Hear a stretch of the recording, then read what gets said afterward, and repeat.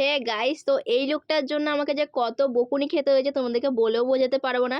তুমি লেন্স পরবা, কান্নাকাটি করবা না, তুমি হচ্ছে অনুষ্ঠান বাড়ি যেতে লেট করবা, তোমার কলের উপর কল আসবে না, তুমি জম্মের শ্বাস সাজবে, তোমার অনুষ্ঠান বাড়ি যেতে লেট হবে না, তা কি করে হয় বলো?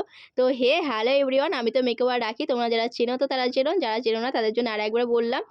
যেহেতু আমি লেন্স পরে কান্নাকাটি করবো তাই সবার প্রথমে আমি লেন্সটাই পরছিলাম।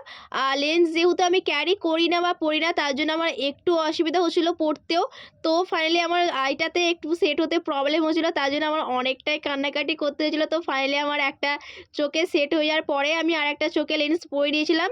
দুটো চোখেই আমার লেন্স সেট হয়ে যাওয়ার পরে একদম জম্মের শ্বাস সাজার জন্য আমি এখানে প্রস্তুত হচ্ছিলাম। লেন্সগুলো সেট হয়ে যাওয়ার পরে আমার কোনো কিছুই প্রবলেম হচ্ছিল না এবং আমি আবঝাও কোনো কিছু দেখছিলাম না, একদমই পুরো ঠিকঠাক ছিল। অফ ক্যামেরাতে আমি শাড়িটা চেঞ্জ করে নিয়েছিলাম। আর আজকে যে শাড়িটা পরবো আমার কখনোই ৮ পৌড়ে করে পরা হতো না, হয়তো লাস্ট আমি একটা লুক করেছিলাম ওইখানে আমি ৮ পৌড়ে করে পরতে পেরেছিলাম। তোমরা চাইলে অবশ্যই আমার প্রোফাইলে গিয়ে দেখে আসতে পারো। তো আমি এখানে স্টেপ বাই স্টেপ করে যাচ্ছিলাম। প্রথমে আমি ফেসটাকে ক্লিন করে নিয়েছিলাম, দেন তারপর একটা টোনার, তো তারপরেই হচ্ছে আমি একটা ময়শ্চারাইজার অ্যাপ্লাই করে নিয়েছিলাম। আমি রেডি হব, কারোর সাথে গল্প করব না বা কেউ আমাকে এসে ডিস্টার্ব করবে না, সেটা কখনো হতেই পারে না। দেন তারপরে হচ্ছে আমি একটা প্রাইমার অ্যাপ্লাই করে নিয়েছিলাম। দেন তারপর যেসব জায়গাগুলো কারেক্ট করার দরকার ছিল কনসিলার দিয়ে, সেই জায়গাগুলো হচ্ছে কনসিলার দিয়ে কারেক্ট করে নিচ্ছিলাম।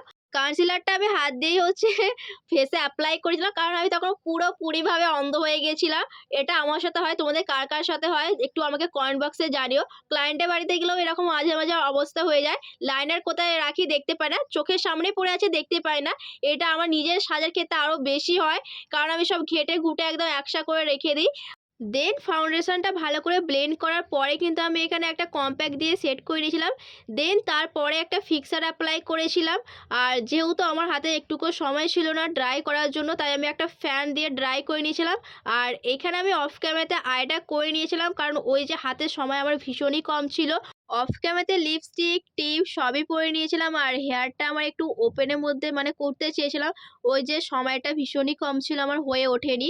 কারণ আমার ওই দিন একটা ক্লায়েন্ট ছিল, তো আমি ক্লায়েন্টটাকে নাই করে দিয়েছিলাম। ক্লায়েন্টের যেহেতু আমার বাড়িতে এসেও আমাকে বলেছিল, তাই আমি না করতে পারিনি।